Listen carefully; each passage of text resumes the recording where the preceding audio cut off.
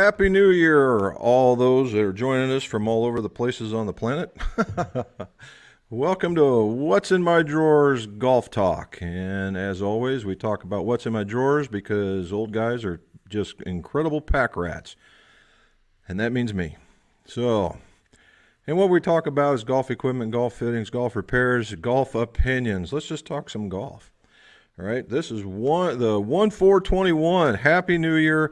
Merry Christmas. I hope everybody had a good holiday season, and that's what we're going to talk about. So last time we talked about, what did we get for Christmas that was golfy oriented, and now this time is, since we are now into the new year, what's your golf resolution for 2021? Or do you have more than one? What are they, right? That's what we're going to be looking for. Let's talk some more about that. I did some year in review kind of stuff, and we've talked about this in the past. And I went on to the Golf Channel, and I just went back and we looked, and the Masters winner was, Dustin Johnson, and he won by 5 strokes on the Masters, and deservedly so. The dude didn't crumble. It did very, very well. In the Open, or in the U.S., was it Colin Morikawa? He won by 3 strokes. And then in that's PGA. The Open was the other way around. Anyway, we had Bryson DeChambeau won by 6 strokes and was the only guy under par. And it was funny how the people just absolutely thought it was a travesty that there was only one guy. It's not like that's not happened before. And they were just giving him all kinds of what the heck's going on if this guy wins.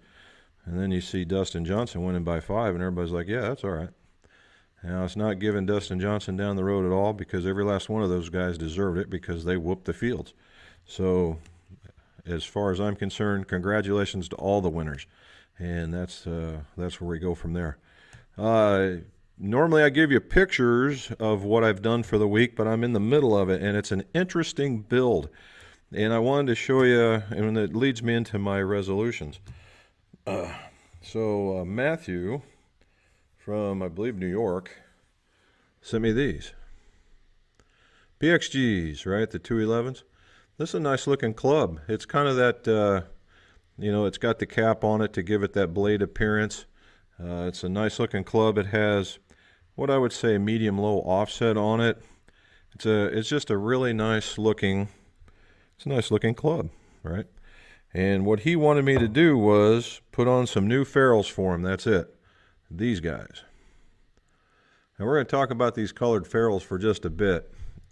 I think B&B makes them, or B&B makes these guys. Now, you see that there's 1, 2, 3, 4, 5, 6, 7, 8, 9, maybe 10 rings on here. At least 9. So how are these made, right? What they start off with is a pure black ferrule from here down, and then just adding rings of color all the way up until they get down there. They've got these posts that they set them on, and as they get them on, once you get them where you want, you glue them on there, and it looks real funky because there's probably glue oozing and whatnot. And then they get on a shaper and they shape them, and voila, you've got a ferrule. And these guys have been doing pretty good, best I can figure, because I've had a lot of folks send me these, right? And it's a neat little ferrule. Now here's a trick, guys. So if you ever get these and you want them to go on, here's my first New Year's resolution was figuring out new tricks. I'm going on the idea of teaching an old dog new tricks, and I want to learn at least 12 new tricks in the year. So here's the first one. The first one is these things are tight, right? Absolutely tight when they go on a regular 370 shaft. And it's a struggle. And what I used to do in any ferrule that would be tight, I would heat it really quick, about 5 seconds, with my butane torch, and then push it on. And that's all good and dandy until maybe this area collapses and gets bulbulous. And it doesn't look bad after I shape it. It's just a tad shorter than the rest, and unless you're comparing it, you wouldn't even know. So how do I fix that? Well, very gently and very, very, very gently, I put it into my grip holder, or my grip vise, or my shaft vise when I do gripping, and it's because it's rubber, all right? It's not coarse at all, it's just rubber, and it holds it, so it holds it like this. Anyway, then I get a 3/8" drill, and I get it started, and basically just get it on the slow speed, and it goes, and it goes right back out. And I just, as soon as I see the tip coming out the back end here, I'm done, and I pull her out. And these guys slide on like nobody's business. They're not loose by any shape of the imagination, but they slide on like I think they should. And so we did that, okay? And that's how these would go on. So if you guys get a hold of these, or even the 1-inch ferrules that just don't want to play, that's what you can do, right? The next thing is, if we look at, hopefully I didn't, oh, there it is. Okay, good. Can you see inside there where that shoulder's at? All right, this is unique to two companies, PXG and Ping. And this has a very, very deep shoulder. And he just wanted me, and when I realized we were changing out these clubs, I realized that just putting this on top of that just wasn't going to get it. All right, it's going to look cool when it's done, but it just didn't get it, because that shoulder, in my opinion, provides a level of stability for the shaft that's in there, because now it's only, if you didn't, only from here down would be engaging the shaft. When you put the shoulder, or the ferrule with the shoulder, much more of the club is engaging the shaft, and no wobble, none of that other stuff. And this happens to be a parallel tip, by the way. And so what did I sent an email to Matthew to tell him what I thought we needed to do. And here's what I tell him we need to do.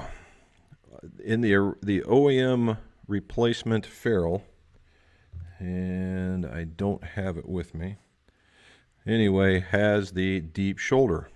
And so what I did is I took that and I cut the bottom off of it. So this is the shoulder part of that ferrule. Okay, and then what I do is I put it in here, and now I have that, and then that engage. Now I have that full shaft engagement again, and that, voila, I can put this on top. Nobody's the wiser of what I've done, but the stability is there. So that's what we're doing, and just before coming onto this, I put two together, and it turned out pretty good. They're very, very solid. So, hey, best plans, man. They work. Now, another thing that I kind of learned today, so I'm already two ahead, was, we talk about when you get, let me get this shaft, when you find junk on the bottom of this, in the bottom of the hosel, and sometimes you just don't quite get it all the way off. And you're like, geez, how do I get that out of there? And I stumbled onto another technique in doing this. So thank you, Matthew, for making me do this. In that I use reamers when I am making irons, like you see back here and here. I use a reamer to ream out the bottom an extra 1/4 inch, and this is what I use. And so I put this in an electric drill, just a hand drill, and again, gently get in here and just get it turned. Ooh, see that? I still even have more. So you can still always clean more. Anyway, so just that little bit, it didn't have to ride it in there very hard. I just nice and easy, and away you go. And that gets you a good seat on the bottom, and that's what you want. You want to seat them very, very well. So so you get a little 3/8" reamer, boom. And that will probably, if you just use it for that, it'll probably last you a lifetime. So there's one more thing to do. So there's my two for the day, right? All righty. So I'm going to try and clean off that dust. So normally we'd have some clubs, but we're in what I call the dead zone. It's that time between when companies start leaking information about the upcoming equipment.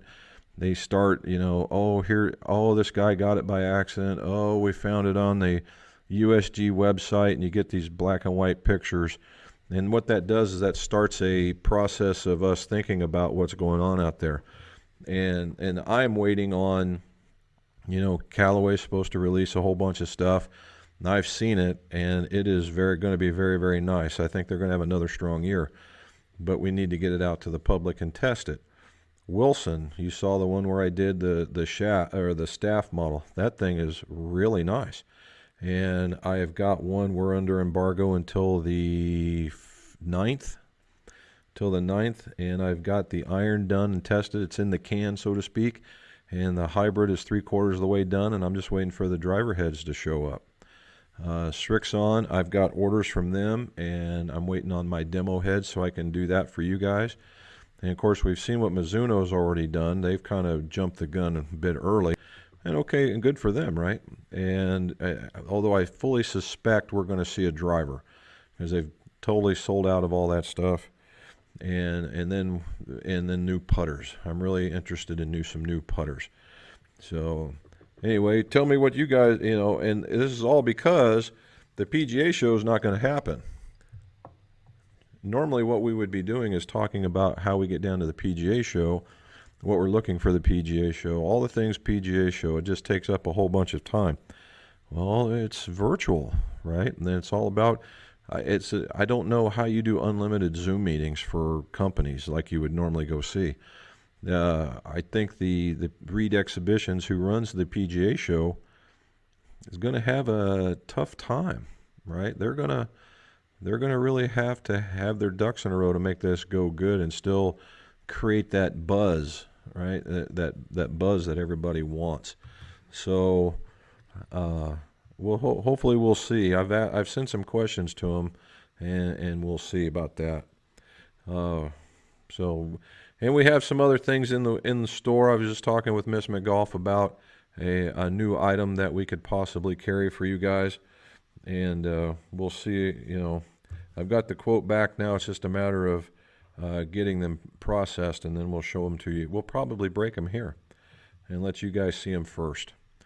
All right, so on to New Year's resolutions. Oh wait, what was the? I had the golf question. Oh, I got sent a golf question about on my videos in my shop. I have this wavy club racks going across all my edges, and I was asked what that was. And I sent the email back, but just in case anybody else is wanting to know, it's associated with metal roofing. Okay, metal roofing, and it's what they call a metal sheet closure, and basically it's the same shape as the metal roof that you put on there, and typically it's a wavy, but we now have new kinds where you have a peak, very long valley, another peak, very long valley, and then there's some that are more wavy like, and so that's what we have on there. You can get them at the local hardware store, Lowe's, Menards, Home Depot. They all have them. So there you go. All right. So I got my, so here we go. Resolution day, right? Resolution day. Huh? One more question. What is it? The guy that wanted to pull the board through. Oh, okay. What was his name? Okay, so I got another email just before getting in here, and the other question, club making question, was that how do I remove some Callaway bore-through irons off of steel shafts if I don't have a puller? Well, I can't remember what their name because I don't have the thing in front of me. However, as bad as this sounds, it's the same. All right, if you don't have a puller and the steel shaft, so it just because it bores through doesn't mean it's the taking out's not that hard. It's the putting in that's the trick. All right, so you get the hosel heated up, you remove that ferrule piece that's on it. Typically, it's either an O-ring or a really small ferrule, and get the hosel heated up real good, and just twist it, and it ought to come off just like you would do any other iron. That's the iron shaft. Now, if you had graphite, John, there you go, John. If you had graphite that you were taking out, if you want to save the shaft, I wouldn't recommend trying it without a puller, because of the tension and the way that you can destroy the weaves. But if you don't care, then it's sawed off at the top and heat it up really, really good and drill it out. And you'll eventually, what'll happen is you'll eventually end up pushing out all the extra, and then just make sure everything's clean. So there you go. All righty, here we go. We're going to get started. 7417 CD. Staying up to watch the videos. UK gone into national lockdown until March. Are you kidding me? No work for me tomorrow. Well, thanks, Chris. Dude, eventually, I don't know. I got all kinds of comments about that kind of stuff, but hopefully you guys get the vaccine spread around long before March. The only question I guess I would have to ask is, if we've been doing it for 2 months and it only had to take 2 weeks, why do we got to go another 3? A question to be asked. But hey, we're out there. Look, I'm waiting on you guys to get done. Hopefully you guys can get out of there. And I guess prayers, right? Joy Manning, Cartersville, Georgia. Boy, oh boy, you guys are right in the middle of it, aren't you? You guys are probably 24/7 political stuff down there. Welcome to golf. Connecticut, New York border. Able to golf Saturday. Good times. Rodney, well done, buddy. I'm glad that you guys can get out. I thought you guys were under a whole bunch of snow, or did it melt?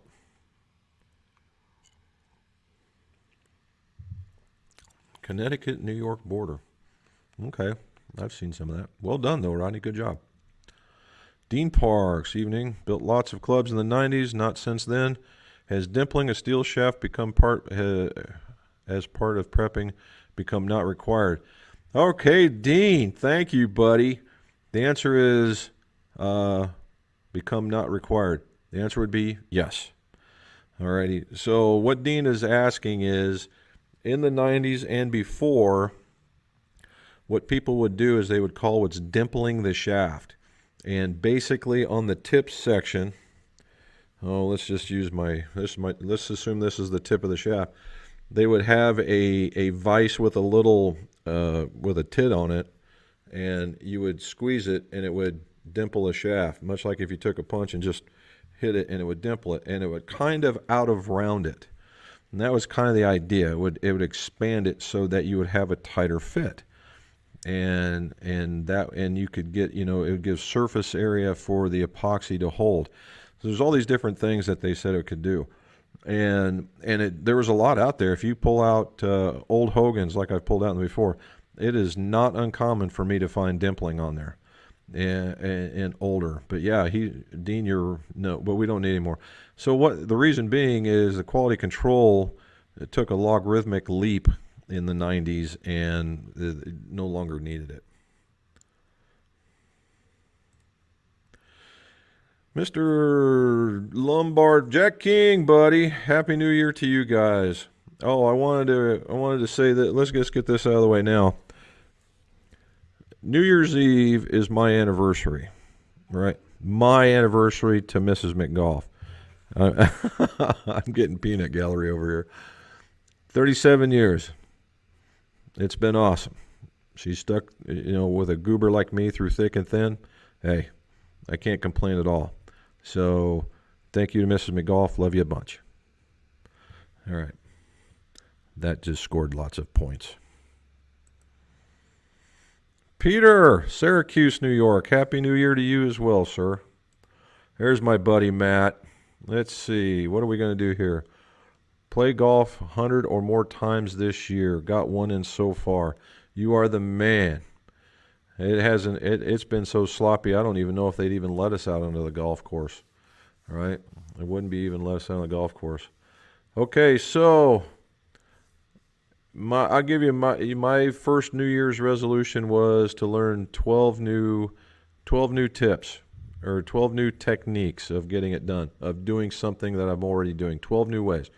And I've got the 2. We did it with these 2 things.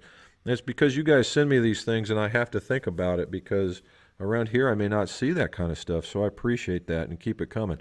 Also, I want to do, I did this New Year's review video, and it lasted all of 2 minutes and had a lot of flashy lights in the background, but it was too big to bring on here.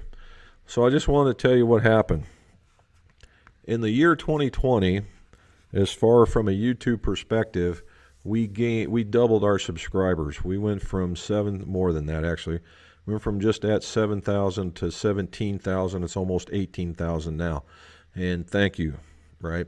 The views for a channel of only 17,000, growing to 17,000, I had 1.3 million views. That is amazing for such a small channel. The other thing, in watch time, nearly 140,000 hours, not minutes, hours of watching. I'm completely impressed, right? And the numbers just keep piling on, and there's a lot of other data, but those were the really, really big ones. Now, the thing here is, and I gotta keep saying thanks. A lot, of course, the largest percentage is going to be from the U.S. Okay. But not when I first started out, it was nearly 80%, almost 90% from the U.S. Now it's 60. And it's not that their viewership has went down, it's that the viewership outside of here has gone up. All right. And the top getters right now are Canada, Australia, and in the UK. All right. UK is number 2. Canada and Australia are vying for number 4. And, the UK takes in kind of a larger area. But again, guys, thank you so much. In Sweden, you're in there. I know you're in here somewhere. But you came in at like number 5 or number 6, even with just a couple watching. So again, thanks. All righty, Phil, my friend. Resolution to play more golf, lose weight, just fitting the new Modulus Pro. Ooh, extra stiff, sir. You are the man.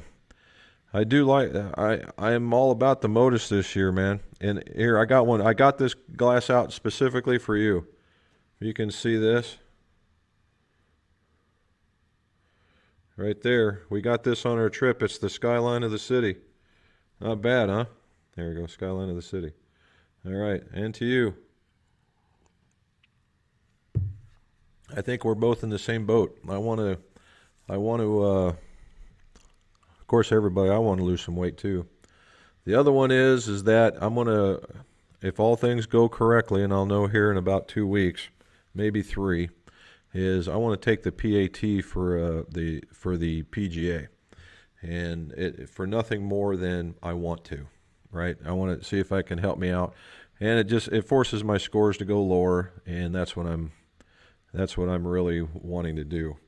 Could you see my name with the PGA symbol next to it? That would put some people on their ear, which to me would be fine. All right, there's my buddy from the UK. Hope you have a good start to the new year. Unfortunately here, yes, I know. That's just terrible. Although I might end up, send me your email if you would. I might ask you some more about the single length irons. As you guys know, again, please like and subscribe on the channel if you haven't already. And tomorrow, I took basically the week off and didn't post anything. But tomorrow I did a single length video, and it's not so much touting all about single length, although it does that.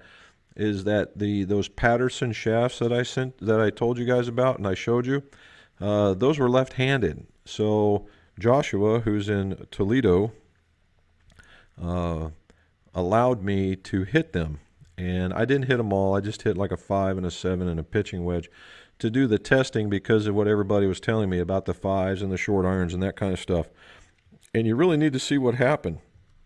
And I will say this, if you guys are considering single length and you are considering graphite, Patterson, because they really do good here. They do good. Mr. Brian, and the same to you, sir.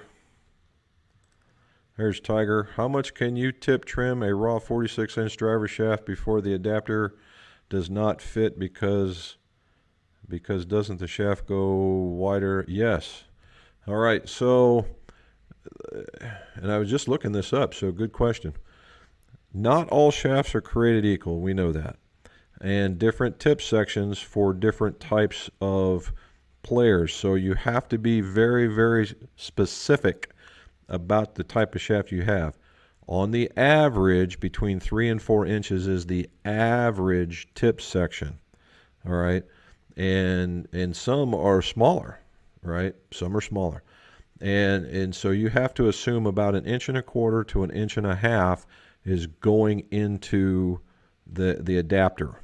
So if you have a 3-inch section, the max, the absolute positive max you're going to want to go inch, 1.25 inches, maybe, because if you get rid of all the tip, then it's not playing like it's designed. To the point that it can be argued that the minute that you tip trim it, that you've changed the profile. That's being very nitpicky. The answer, the very specific answer to that would be yes, you are. However, maybe you want that to happen because you can change what happens in a shaft when you do tip trim.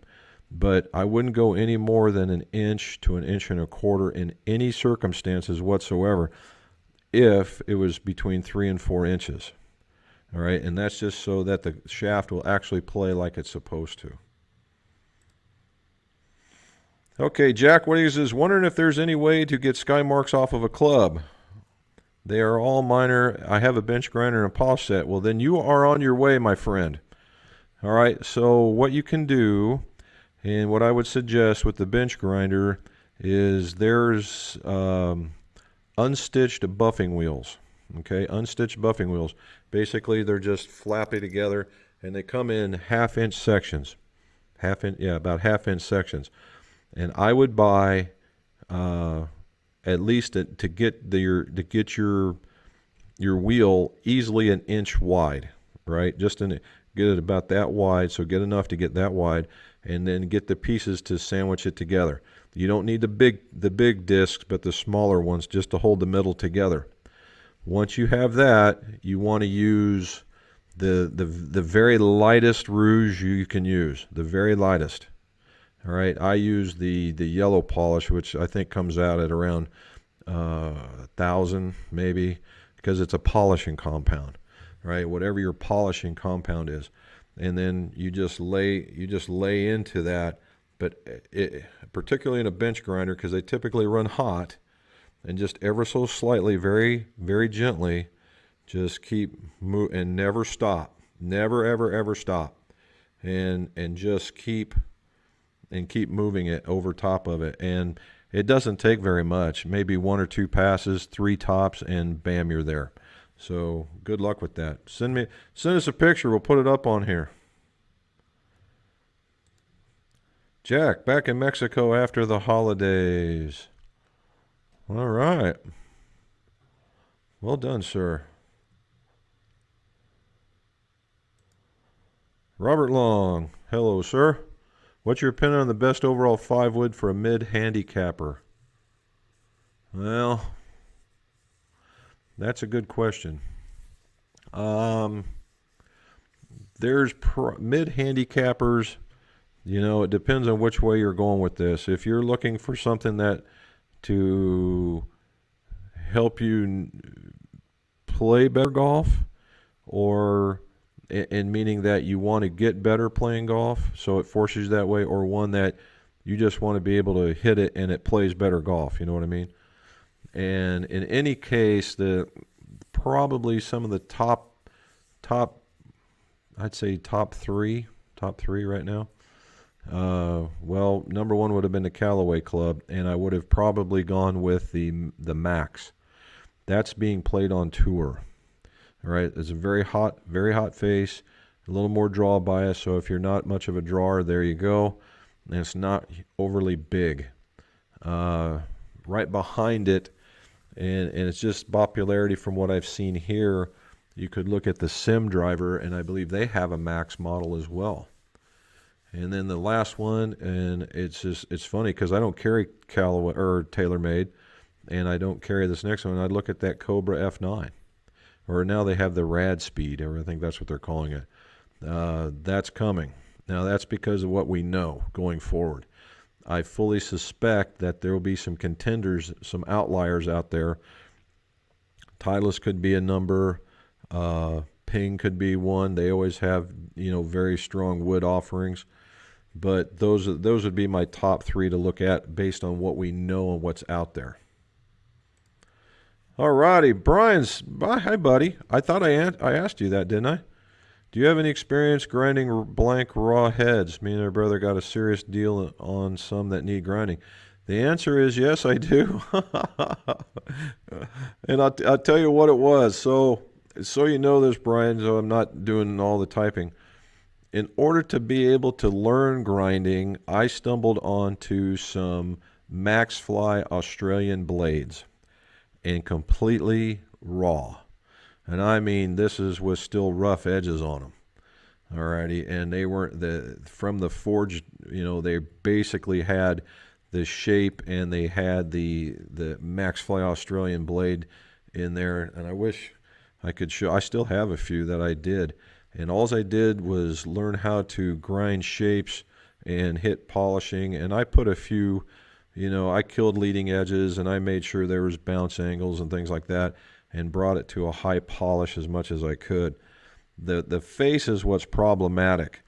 The face I used to sandblast, and I still can, but I'm not much for it because it doesn't wear very well. The sandblasting on that metal, it just doesn't wear well. And so you might have to try something different on the face. But if the face is done, then all I do is tape it off and we're good to go. But there you go. That could be a video, wouldn't it? There's Joe. How are you, sir? Leeds. Golly. Every time I read this, I just kind of shake my head. Now, I will say that we're all just absolutely just covered in information from different news sources, and it would seem that one of the manufacturers, the shot, covers this strain. So of course, that's just one person saying it. That could be full. I could be full of baloney.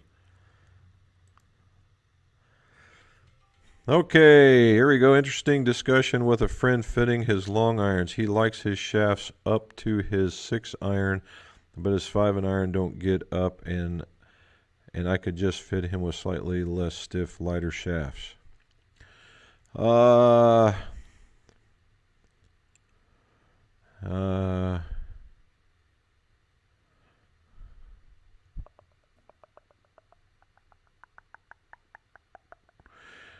don't know if I would necessarily go less stiff, Bud, but lighter maybe, yeah. And it could be you got to figure out why he's missing, all right? If he's doing that, again, if you did a length test and you tested the 6-iron, he's at the right length, then yes. But if he can't get the ball up in the air, it could be a function of swing speed, okay? Because a lot of these clubs are getting to the point that they're so low lofted, even with the technology to get them up in the air, that you do have to develop a modicum of swing speed to get things airborne. And that 5-iron is the make or break point, right? And at that point you can't do that, you very well may want to start considering a hybrid, if very much that he's an iron type player. If not, maybe like a 7 fairway wood might be the replacement for both of those irons. So you get one less thing in the bag to carry around. But that could be another thing. Mr. Joe Broderick, and he's on Facebook. Thank you, sir. First of all, what's in the glass? Second, Dalmore, sir. Dalmore.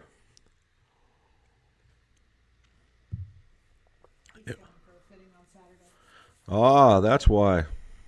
Okay, well, we'll see you Saturday, Joe. Why is the Maltby line of products not as popular with the average golfer? My goal this year is to break 85. Well, hopefully after this fitting that you'll be able to get there a lot faster. I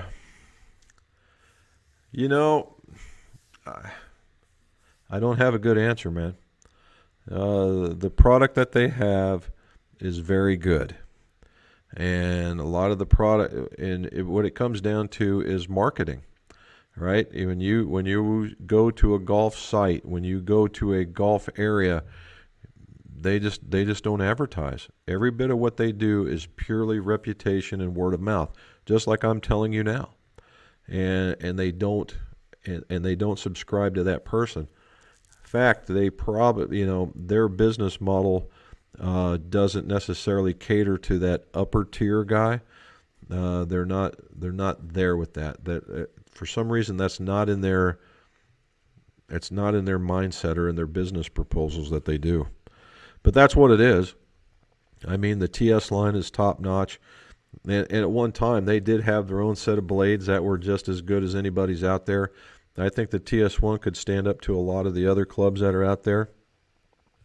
I think where they now here as of late they had the ST1, but there's another one, and it might be the KE line that actually has a little bit of technology in it, and it could stand up with people. So yeah, it's just a matter of doing it.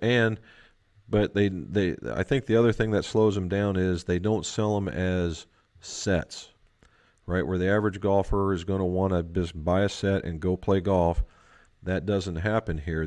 Although they offer it, but then that would mean that you have to make some educated guesses on what you want, and buying that kind of stuff over the internet without a truckload of reviews to rely on to make a decision, they're just not going to go there.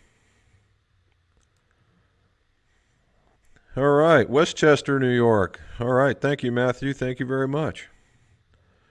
Good Irish name. Cameron, how are you, sir? Just purchased TaylorMade MG2 52 high toe wedges. Very cool.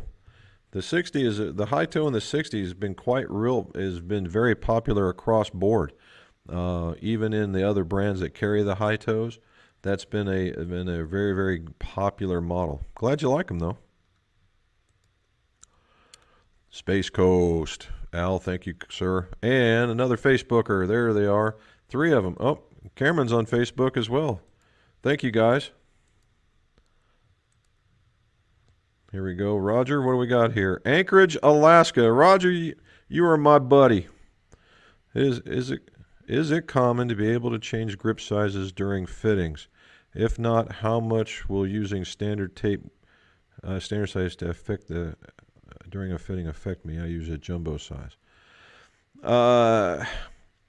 So in some cases, Roger, some fitters that use air will change out a grip for you just so you can get the idea of what it does. And some places may have a handful of grips that are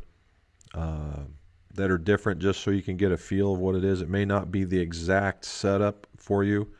And what you might feel is, it depends on your shot shape. So the idea that a smaller grip, that means you have to clamp down a little bit more, is a catalyst to drawing the ball, right? They would say that you would draw the ball, where a bigger grip would cause you to do a push or a block. Now, it's not a cause, I would say. It's more of a catalyst, right? A catalyst. And so unless you are completely 100% uncomfortable doing that, I would say it's not going to matter too much, and that your set, when you get fit, will be better when you use the jumbo grips. So I would think that it would improve your set once you're done with what you're doing. But well done, sir. Thank you. Anchorage, Alaska. That's awesome. All right, what are your thoughts on Jon Rahm switching to Callaway after such a great season with TaylorMade? Well, money talks, man. And it's funny because I thought there's not a lot of communication going on. I just found out about that today, and apparently the ink is now dry. So that's where they're talking. And he did have a pretty good season, but for a professional, if you watched a few, he had the S word.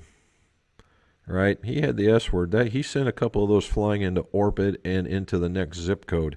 So if they were able to get him from Callaway, there was probably a little money changing hands for sure. And you know, you'll see. Well, I think what we'll see, hopefully, typically in pros at the elite level, which is where he's at.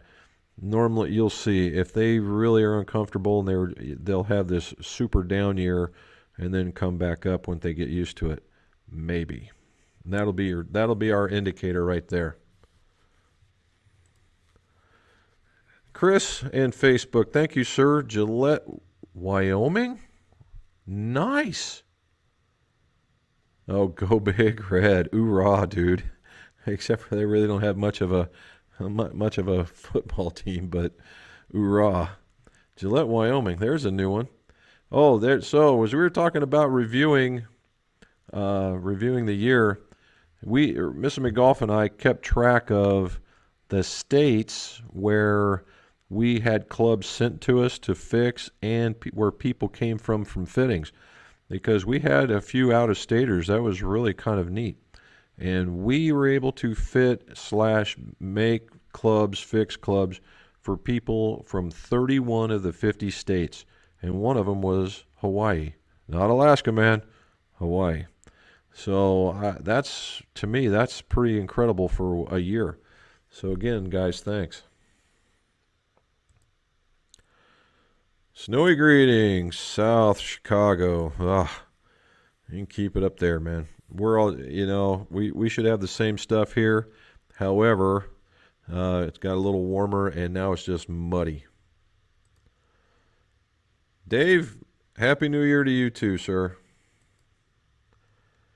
Oh, here we go. New Year's must fit with new shafts. I don't like the Wishon whites. There you go.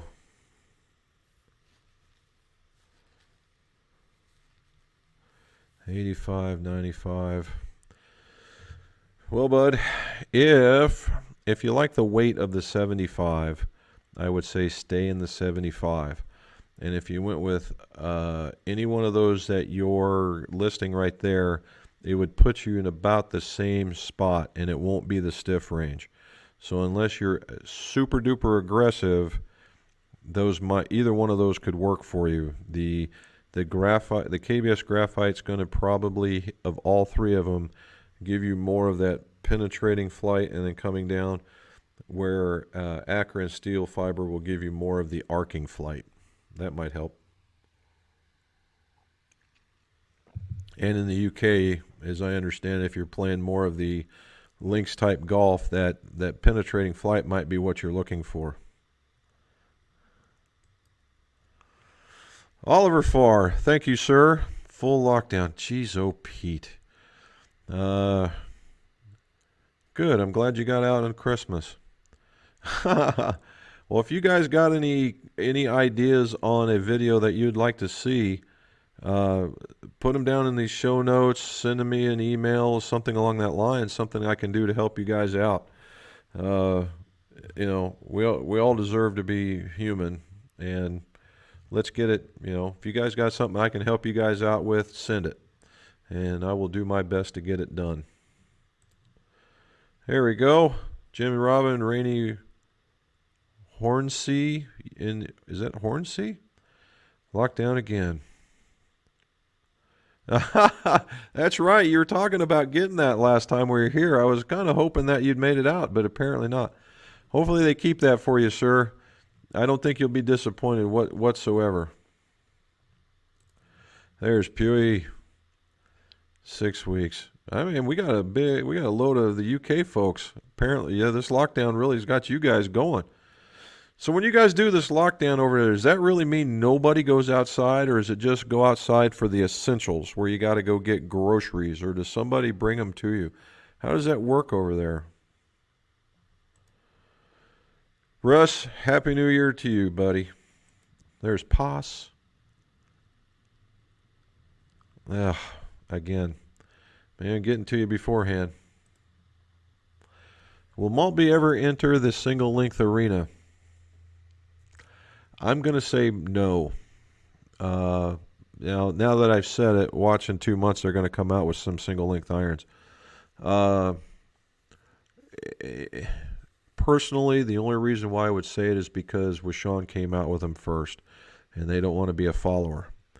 But if the numbers showed that they could do very, very well with these things, then yeah, you're going to see them. But I don't see that happening. I think they're going to go a different route.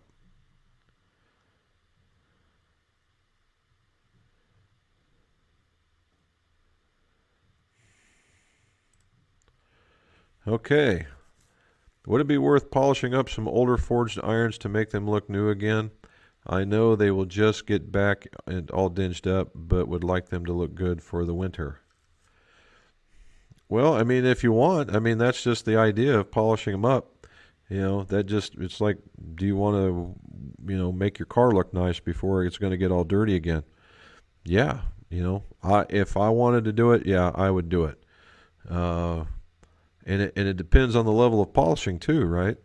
You got to take that into consideration. But I'm always you're talking to the wrong guy, man. When if you want to make this thing look good, yeah, I want to make them look good. I like clubs looking good in the bag, give you a little extra confidence, a little bit snap in the step so that you can go play and practice. Yeah. All right. That's okay. What type and size of drill reamer do you use for 355 and 370? And why don't you use a drill bit? Okay. So I'll even use this as right here. So when we hear the words 380 Hosel, and so what you've used is 355 and 370. Okay. So in reality, the Hosel diameter, the inside diameter of the Hosel is really closer to 380, right? And the shaft tip is 370 and the shaft tip is 355, where the inside Hosels are slightly bigger because the shaft has got to fit into the Hosel with a little bit of glue, typically about a thousandths or a 10,000ths of space on either side, and so the Hosels will be slightly larger. So for a 370, I use anywhere between a .380 and to a .378 to a .380, depending on what you can get. Right? I tend to go just a hair smaller because I like a more snug fit. But if I can't, then 380 is where it goes. This happens to be a 380. And the funny part was this was wiggling around inside that PXG club. Matter of fact, I can show you. Hopefully I don't get a whole bunch. Now this is at the end. That doesn't count. But if you look, can you hear it? There's just a tick of movement. So I would look at that. So I point in the parallel. I would go just under, instead of going to 380, like 379 if you can do it. We have manufacturers around here that can make that happen, if not 380. Now at the bottom of the 355 is a little more tricky because you're only talking about reaming the bottom, right? And I don't know why we would want to do that. But if you were looking for something, I wouldn't go any more than say a .365. I wouldn't go any bigger than that if you're looking to make room for the taper tip. If you're going to take the taper tip and ream it to parallel, it would be the same thing as you're using the 370. I don't like drills because drills are high speed and drills have a point, all right, and they take out more, where reamers are flat and that's flat. All right, so you make a flat bottom. You're not removing any more material that you don't have to.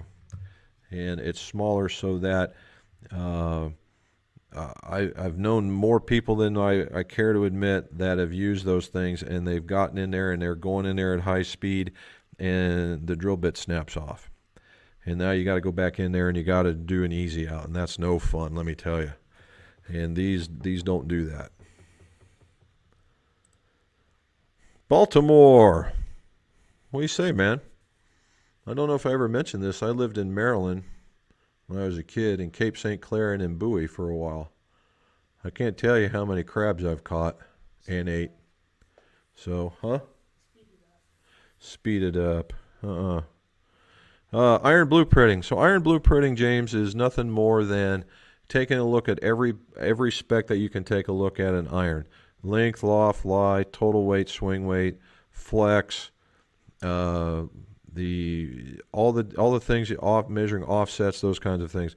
Iron blueprinting. And then making them fit to whatever it is, that spec that you're looking for, whether it's the OEM designator or something that you found during the fitting.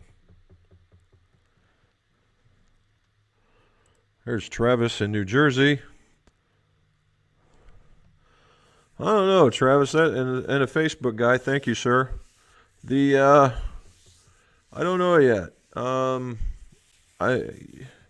got kind of surprised by the Wilson Club. That one was really nice. The 921s, although it's really hard to say because I really haven't put into play any of the Callaway product. Those guys always release just a line of good stuff. And this year we're going to see a new Apex and we're going to see a new driver. We're not necessarily going to see in fairway woods. We're not necessarily going to see a new hybrid. That'll be within the Maverick line. The irons are staying the same.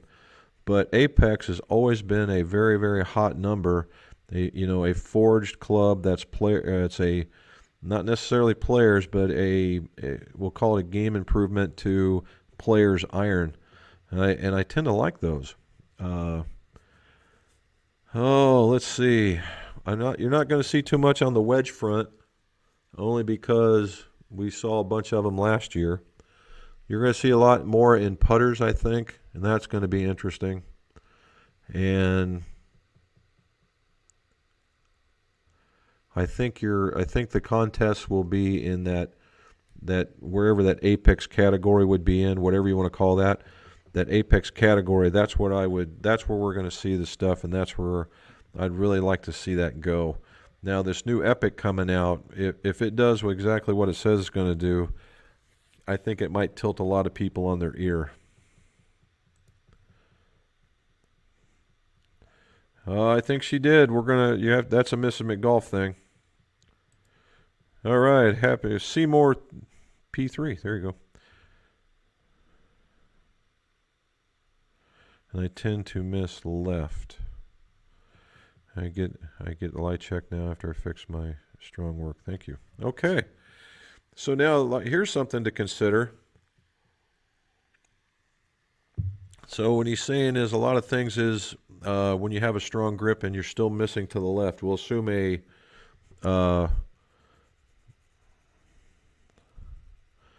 if you're a strong grip and you tend to miss the left, let's assume that you're a right-handed player.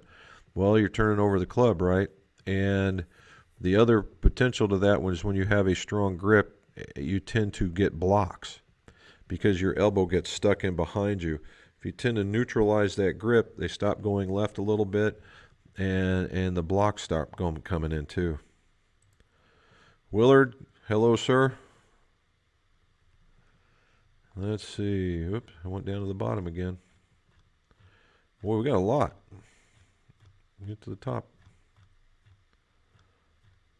Jeez. There we go. All right, Dan, here we go. And Facebook, thanks for checking in again. Can you give a golfer's breakdown of the TaylorMade model irons and the difference between the older and the newer models? Well, not necessarily so much the older the new ones, but as I understand it, as the number gets bigger, it becomes more forgiving. All right, that's probably the big, and the way that they're going to get made. And I'm going based on, it was the same thing maybe 2 or 3 years ago. Again, I'm right, if I'd have to look it up for you. But the 760 tends to be more of a purist type club, where the 770, 790 become multi-piece. And in every case that you should be able to mix and match. Like, let's say the 790 and the 4 and the 5, the 770 and the 6, 7, 8, and then the 9 and the wedge in the 760. And the differences in the models tend to be just tweaks from the year before in the addition. Well, in one year that the goo got introduced, but placements of CG, driving CGs down a little bit more so they can get a little bit stronger. And outside of that, and that's not to say that's just only TaylorMade. That goes across a lot of the clubs companies. Tony Judd on Facebook, thank you, sir. I'm ready to get back into a muscle back iron head. What do you recommend? I really like the Ping blueprint, and you would not be disappointed. The Ping is very, very nice. It depends on, okay, just we were talking about in the TaylorMade. There are blades, and then there are blades. The more purist type blade, you have Titleist, Mizuno, the Blueprint, right? All those are out there. But there are others out there that are cavity backs that look like blades. Mizuno's got one, the HMB, the PXG. Here's a perfect example. That looks like a blade, but it's not. Look at the size of this. Look at the size of the sole on this thing. So it depends, right? Your typical blade is like a butter knife, and it has a sole on it about that wide. And these newer ones, which I'll put in the distance players category, which is the guys that still got game, but the swing speeds come down, and they want that to happen. And so that's become quite the category. So when you say muscle back iron heads, you're going to start wanting to be a little more specific, because there's now two categories of blades, right? The player's blade, the purest blade, which is they're weak lofted, they're gorgeous to look at, and then you get the other ones that are more distance oriented, but they're going to look clunky in comparison, but they still look like a blade. And some of those guys hit a ton. Okay. Hello, Mark. Practice more, redo my current irons with new shafts after knee surgery. Try to break 80 a little more. There you go, Willard. Hopefully the knee surgery goes well if it's not done already. Chad, have you played Maltby wedges, TSW or M series? How do you think they compete with others? No. I did make a bunch of M series when they first came out because I was real big with that effective bounce, and they worked very, very well. I know guys that wore those things out. The only problem with it was that black coating made the club hard as a rock and very brittle, so I couldn't do any real loft and lie adjustments. Now, if they stay silver, they're very much more bendable, much more pliable. The TSW I would be more inclined to go with for spin more than the M series. There's my buddy Scott. 2 books, Jeff Summit's Modern Guide to Clubbing and Club Fitting. Well, Scott, Jeff Summit's. Is he still putting those out? I mean, he's with Hyrico now. Those are both really nice. Depends on what year, because it used to put out a modern guide to shaft fitting, and he would keep testing shafts and keep upgrading the book.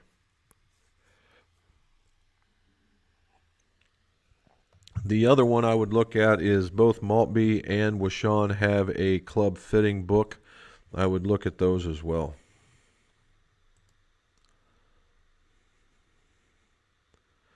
Very good. I'm glad to hear that worked out for you. I want to get back there. That course is awesome. I'm ready.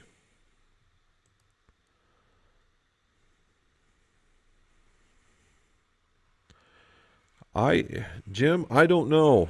I've never hit a sub 70 club. I know there's some guys out there liking it, but I have to take everything with that with a grain of salt, only because most people that are all about that they really like it are only worried about how much they paid and not what they got for what they paid for. Now, it's not to say, now, I know I've said that, but it's not to say that these guys aren't making a good set of clubs. I just don't know, because I don't believe that they've made we asked this question once before. If they don't make a lefty set, if they do, I'm not aware of it. And so it doesn't even come into my wheelhouse. I have seen the pictures of them, and I have seen guys talk about them, and the pictures, they're stout. They make a really good looking club, and 9 times out of 10, if you can get it in that direction, you're going to get some good from it. But honestly, I just don't know. Thank you, Joe. I'm a fan of the early 2000 Adams drivers. They're modern driver that feels and plays like these. Paul, the Adams driver, if you're talking about 2010 in the lower profile type, I'd start looking because I've seen some people like Adams is starting to come back. Now, I'm not going to say that by themselves, but I've seen some where they've released a driver head or driver or two, and you might look that up. And if you do, it's very close to that particular design that you're looking at. There's Dave. What's your New Year's resolution? Practice way more with my awesome woman. Got me a Mevo Plus. There you go. Mevo Plus is really nice. Look out, garage hitting bay. There you go, man. Donnie, hello to you too, sir. Improved chipping. There you go, Peter. You and I, we are on the same page, brother. My inside 40 yards, I have got to get better. Increase club head speed. Doing this with a strengthening stretching program and a swing speed training aid. Scott, I want to know how that works. That swing speed stuff really, it just really interests me.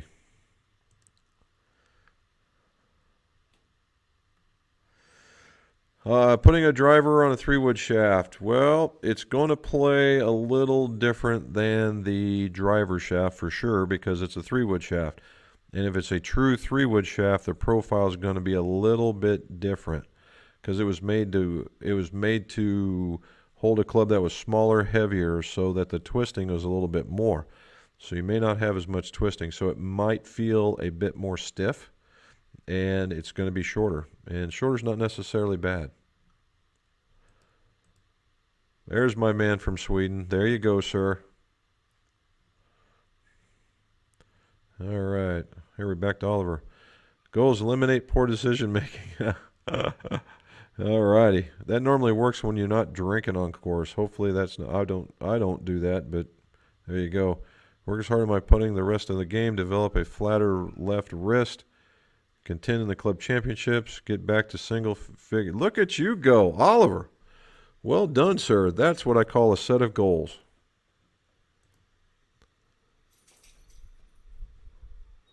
Well, Roger, hopefully you can too. Nope, maybe we'll see Mrs. McGolf letting the dogs out in the back. Nope, she's skirted it. Wes, how you doing, sir? There we go. Blues Golf Repair. What are your thoughts on the stability putter shaft? Well, I know a lot of people like them. Bang for buck, I don't know. But there's people out there that will swear by this thing. And there is an adjustability in it that I truly like. But, when it's coming around and it's as much as a driver shaft, I'd have to be very, very particular. It would have to have shown some stability in the putter before I would put it in there. I should get some. 33, I'm getting the words here, guys, but here we go. No, I haven't, Kevin. That's my problem. I think that would be it. Alf Hansen and another Facebooker. We're getting the Facebooks on there. Very good. Crank Formula 11X. I understand it's made for the average golfer. So Crank makes a pretty good driver head. Obviously, they've made their footing on the long drive, but they've been really working hard to get into average players' bags. And if the Formula 11 is what I think it is that the one that's illegal? If it's the one that's illegal, you know what? If you're not playing a tournament and they don't have any rules, play it, right? I don't see that being a problem whatsoever. As far as the other ones go, most of those, the only one you have to really worry about is when the center of gravity goes up. And they do have a model in that, I believe. I just don't know what the number is. But yeah, I think you could play any of them. There you go, Robert. That's another one. Magic Eraser. Dan, Happy New Year to you guys. I'm telling you, they are nice. You wait until you see the new D9s. That's as much as I can tell you about them because I'm under embargo, but they're very, very nice. Colin, Happy New Year to you too. Here we go. Similar hybrid shaft to the Recoil ES4, more expensive. Any recommendations? The Recoil ES-F4. If you're looking for a hybrid shaft, there's a lot of them out there anymore. They're making hybrid shafts. I would check with again,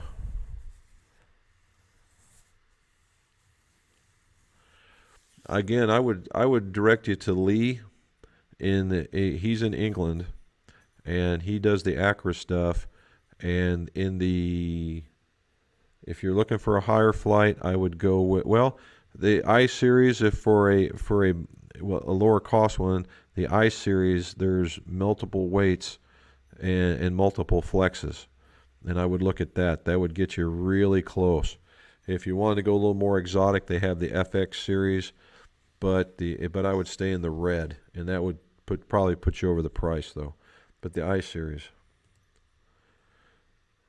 Camilio, thank you, sir, from Bogota. Nope, I did that one already. Let's see. We're getting down to the end.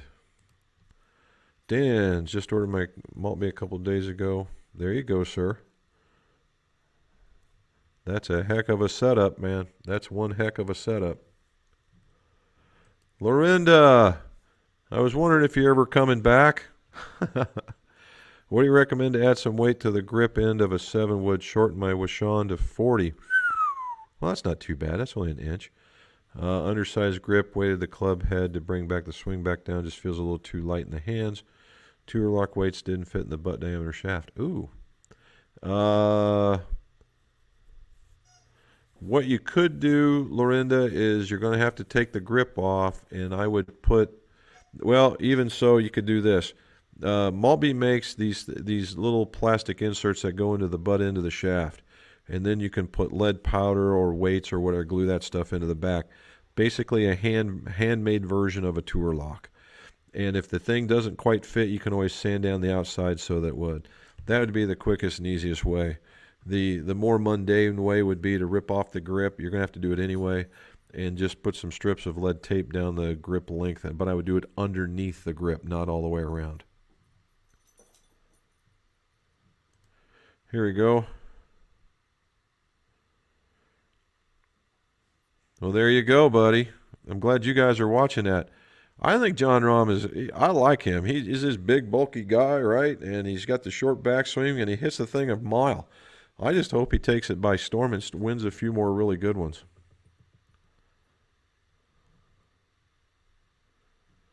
Ireland's on lockdown too. Well, guess I'm not going there. We're able to go get out and get essentials. Good. I'd hate to think that you guys are all just locked down inside. Ugh. Okay, good. Alrighty, guys. I got about this. We've gone way over. This is kind of that New Year's thing. I got two more here. Andrew, I'm really new to coupler pair. I have a crank driver head that has no bottom to the hosel. Is there an insert? Yeah. Oh, okay. So what that's called is a hosel plug. And yes, you need one, because what will happen eventually when you go to glue something in there, a little glue piece will snap off and create a rattle, and that sucks. Nobody likes that. So, and basically it's a little plastic piece. It can't be that big. And sometimes it's a disc. And so, call up the Golf Works and you just buy a package. 12, 15 of them come in a package, and just put that at the bottom, and then life is good. Alrighty, going all the way down. How much to remove the remaining graphite from a 3-wood head? I snapped my Adams 3-wood, need to get it removed and reshafted. Brian, send us an email and we'll let you know.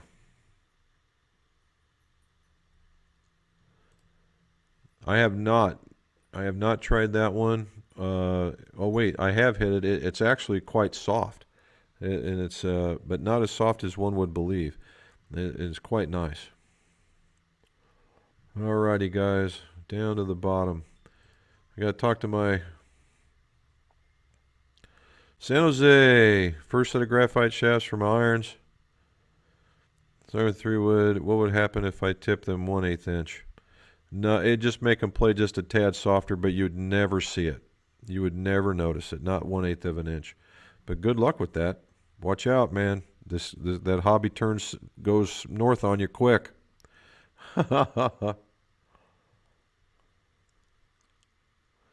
Alrighty, all the way down to the bottom, guys. Here we go at the end. Tyler Smith already knows what the gym steel shafts you currently have if they were to fit you. Uh-oh, so I missed something. I got to go back.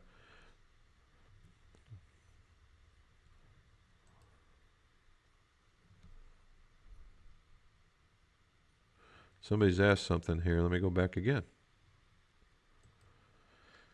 Eric Wilson, can't pull my Apex 4-iron head no matter how long I heat at butane. Is it possible that epoxy is just too strong? Now, every once in a while that happens, man. I think you just let it cool and go back and start over. That's just one of those, again, it sounds funny, but cooler heads prevail. Let it cool down all the way, give it a day, and then come back and hit it again. Alrighty, I can't quite find this. Here's the last one right here. From the UK, you're from the UK, junior golfer moving from kids to adults. Would you try and match the shaft to the swing speed? All right, so if you're going from junior to kids, it's what I call tweeners. They're normally in their teenage years, and so a couple of things. If they're very, very athletically gifted, then I would spend the money for a fitting and make sure you had the right stuff, because that will just promote good habits and the way that you want it to happen. If they're just doing it because they've just hit a growth spurt and they've outgrown it, then I would get something to the height, right? I would go something to the height, or these tweener clubs. And what they are is basically slightly shorter ladies' clubs that look like they go for guys. And that's where I would go with that one. But that's what I would try to do. All right, guys, I am 11 minutes past my time. Mrs. McGough is going to have me for that. Again, Happy New Year. Merry Christmas. I hope everybody had a great holiday. I want you to like, subscribe on this, tell other people so that we can keep growing the channel. Hopefully we'll keep having more news. We'll have reports on our, keep track, New Year's resolutions. We'll see if we've done anything to do any better. And don't forget, the video is tomorrow on Tuesday. It's going to be released 7 o'clock my time, so whenever that is for you. And, guys, thank you. And if you have any videos, because I know most of you guys are in lockdown, if you want to see something, let me know. And I'll see if I can do my best to make sure that happens for you. Again, stay safe, all you guys in lockdown. And, prayers and thoughts with you. And let's see your scores go low.